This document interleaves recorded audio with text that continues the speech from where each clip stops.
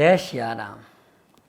मित्रों, 24 मार्च 2024 को होली का उत्सव है। होली का दहन इसी दिन होगा। रंगोत्सव, रंगों का त्यौहार, बहुत ही स्नेह और प्यार का द्योतक है यह होली का महापर्व। काफ़ी लोगों के मन में यह संदेह है कि इस बार होली का दहन जो है वो 24 को नहीं 25 को होगा। लेकिन मैं आपको बता देता हूँ, होली का दहन इस बार 24 तारीख को ही होगा। पूर्णिमा तिथि सूर्योदय के बाद में 8:32 पर आ जाएगा। उस दिन भद्रा है। भद्रा काल में होलिका दहन का निषेध माना गया है।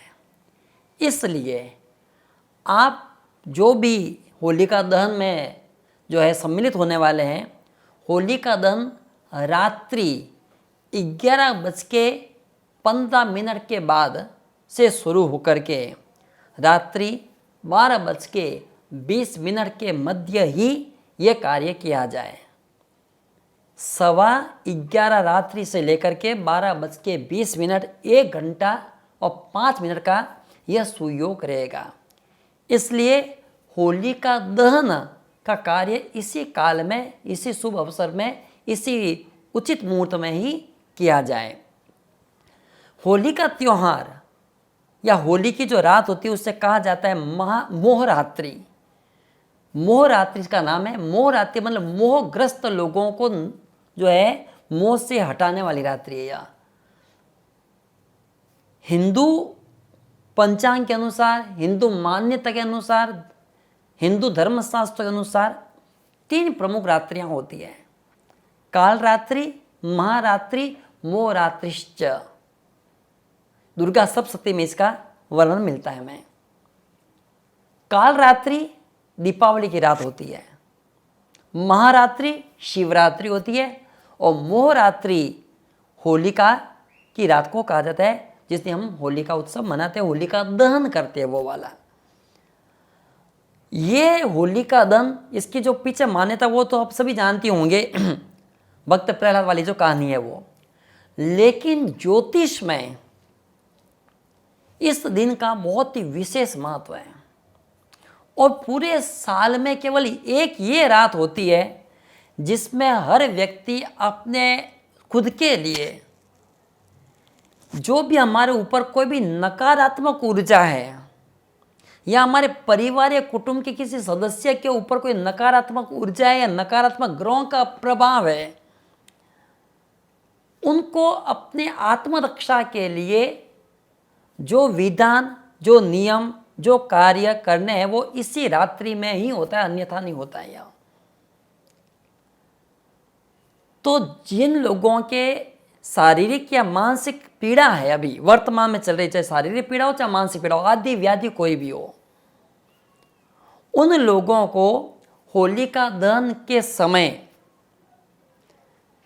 या तो खुद के ऊपर है, यदि खुद पीड़ित है तो खुद के ऊपर, और नहीं तो घर या परिवार का कोई सदस्य जो शारीरिक या मानसिक रोग से पीड़ित है, उनके ऊपर राई के दाने, राई जो होती है उसको एक कपड़े में ले लीजिए, उसकी एक छोटी पोटली बना दीजिए राई के दानों की, और जिस पर भी यह नकारात्मक ऊर्जा का प्रभाव है या नजर या टोकार लगी हुई है, कोई आदि व्याधि है, किसी भी प्रकार का शारीरिक या मानसिक कष्ट किसी भी प्रकार का, और जिसका कोई इलाज भी नहीं बैठ रहा है, लंबे समय से उपचार करने बाद भी दी उसका कोई फल, कोई परिणाम अच्छा सामने नहीं आ रहा है, तो यह उपाय अवश्य करें।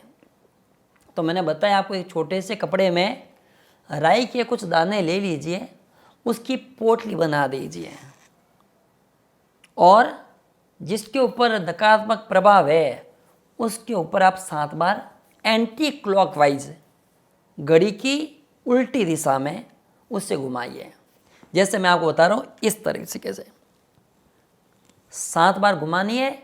घुमाते समय मौन रहे, अपने इष्ट देवता का ध्यान करें और फिर उस पोटली समेत ही जो अग्निदान होता है, होलिका दहन होता है, उसकी परिक्रमा करके भगवान नारायण का ध्यान करके, भक्त प्रहलाद का ध्यान करके सभी प्रकार की नकारात्मक सोच, नकारात्मक ऊर्जा का दहन करने के लिए उस राई वाली पोटली को, उस हवन, ये भी एक हवन ही है, होलिका दहन है, ये हवन कर्म है। इसमें जो है वो मंत्रों का उच्चारण होता है, मंत्रोच्चारण के द्वारा हवन किया जा सकता है हर प्रकार की नकारात्मक ऊर्जा को दूर करने के लिए।